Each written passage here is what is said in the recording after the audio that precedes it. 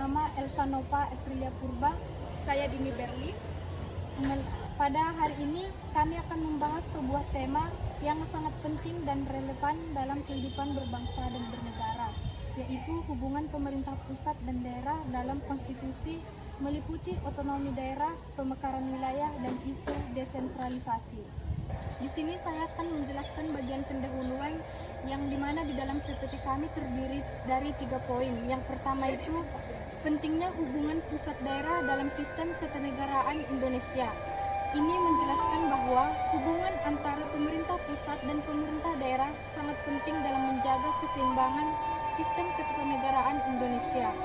Pemerintah pusat berperan mengatur kebijakan nasional, sementara pemerintah daerah melaksanakan kebijakan tersebut sesuai dengan kondisi dan kebutuhan daerahnya. Hubungan yang baik ini memastikan pemerintahan berjalan efektif, adil, dan sesuai dengan prinsip negara kesatuan Republik Indonesia. Yang kedua itu latar belakang munculnya konsep otonomi daerah pasca reformasi 1998, yang dimana ini membahas bahwa konsep otonomi daerah mulai menguat setelah reformasi tahun 1998. Sebelumnya sistem pemerintahan cenderung sentralistik di mana segala keputusan ditentukan oleh pemerintah pusat. Yang ketiga itu ada konstitusi Undang-Undang Dasar 1945 sebagai dasar hukum utama pembagian kewenangan. Ini menjelaskan bahwa Undang-Undang Dasar 1945 menjadi landasan hukum tertinggi dalam mengatur pembagian kekuasaan antara pusat dan daerah. Undang-Undang 1945 menetapkan prinsip desentralisasi, di mana daerah memiliki hak untuk menentukan anggaran sendiri melalui otonomi daerah, namun tetap dalam kerangka NKRI.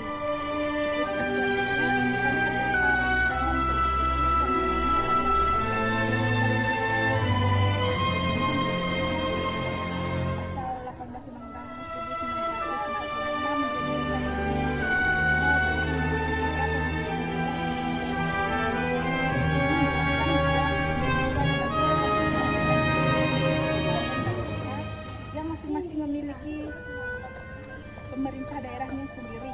Tujuannya adalah agar penyelenggara pemerintah dapat berjalan lebih dekat dengan rakyat serta mampu menyesuaikan kebijakan dengan kondisi daerahnya. Yang kedua yaitu otonomi daerah, hak daerah untuk mengatur urusan pemerintah. Otonomi daerah berarti memberikan kewenangan kepada pemerintah daerah untuk mengatur dan mengurus sendiri urusan pemerintah yang menjadi kepentingan masyarakat di daerahnya. Dengan otonomi daerah dapat mengembangkan potensi lokal, meningkatkan pelayanan publik, dan mempercepat pembangunan tanpa selalu melibatkan anggaran pusat. Namun, pelaksanaannya tetap dalam koridor NKRI dan sesuai pemerintah Undang-Undang Dasar. Ketiga yaitu desentralisasi dan tugas pembantuan sebagai pembangunan pusat daerah. 3 prinsip ini menjelaskan bagaimana pembagian kewenangan antara pusat dan daerah yang dilakukan. Desentralisasi penyelenggaraan kewenangan pemerintah di pusat daerah dalam kerangka otonomi daerah. Lainnya yaitu dekonsentrasi, yaitu pelimpahan kewenangan dari pemerintah pusat daerah ke pejabat di daerah, biasanya instansi vertikal pusat di daerah. Tugas pembantu penugasan dan delegasi kepada daerah dan sebaliknya untuk melaksanakan tertentu dengan kepada ketiga prinsip tersebut menjadi dasar bagaimana sistem pemerintahan secara seimbang antara kepentingan nasional dan internasional. Di sini saya akan menunjukkan tentang teori dan literatur. Yang pertama itu ada dasar konstitusional pemerintahan daerah yang di dalamnya pasal 18A dan 18B yang dimana mengatur hubungan pemerintah pusat dan daerah. Dan daerah diberi hak otonomi untuk mengatur rumah tangganya sendiri, tetapi dalam bingkai negara kesatuan Republik Indonesia. Buku Konstitusi Indonesia menekankan bahwa negara kesatuan berbeda dengan federasi. Otonomi daerah bukan kedaulatan, melainkan pendelegasian kewenangan dari pusat. Yang kedua itu ada konsep desentralisasi. Menurut Konstitusi Indonesia, desentralisasi adalah pelimpahan wewenang dari pemerintah pusat kepada daerah otonom untuk mengatur dan mengurus urusan pemerintah.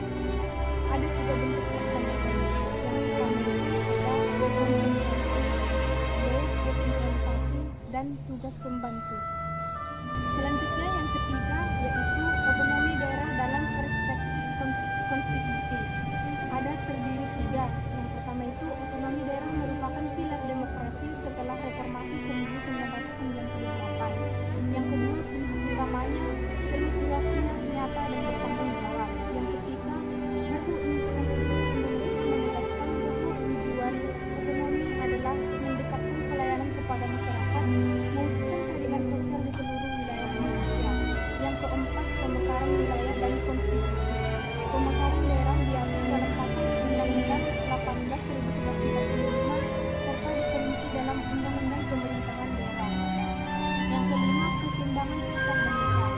Konstitusi Indonesia ini menegaskan prinsip yang terakhir adalah harga mati, sehingga meskipun ada desentralisasi pada urusan tingkat pertahanan keamanan, moneter dan hubungan luar negeri.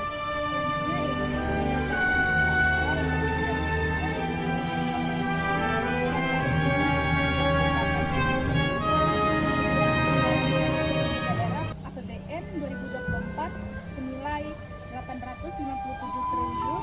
Yang ketiga, tingkat ketimpangan fiskal antara daerah PBS 2023. Selanjutnya yaitu analisis hubungan pusat dan daerah. Yang pertama, keseimbangan antara kewenangan pusat dengan daerah masih menjadi tantangan. Yang kedua, pusat tetap memegang kontrol strategis pertahanan, moneter, politik luar negeri. Yang ketiga, daerah berperan dalam pelayanan publik langsung, pendidikan, kesehatan, infrastruktur lokal. Teman-teman semua, hubungan antara pemerintah pusat dan daerah bukan sekedar soal pembagian wewenang, tetapi tentang bagaimana kita membangun Indonesia yang adil dan merata dari Sabang sampai Merauke. Otonomi daerah memberikan ruang bagi daerah untuk berkembang sesuai potensinya, namun tetapi dalam bingkai negara kesatuan Republik Indonesia. Jadi pemekaran wilayah dan desentralisasi bukan melainkan syarat untuk meningkatkan pelayanan, perkuatan demokrasi dan meningkatkan kesejahteraan masyarakat. Mari kita jadikan semangat kerja sama antara pusat dan daerah sebagai kekuatan untuk memajukan bangsa. Karena sejatinya keberhasilan pembangunan nasional berawal dari keberhasilan daerah.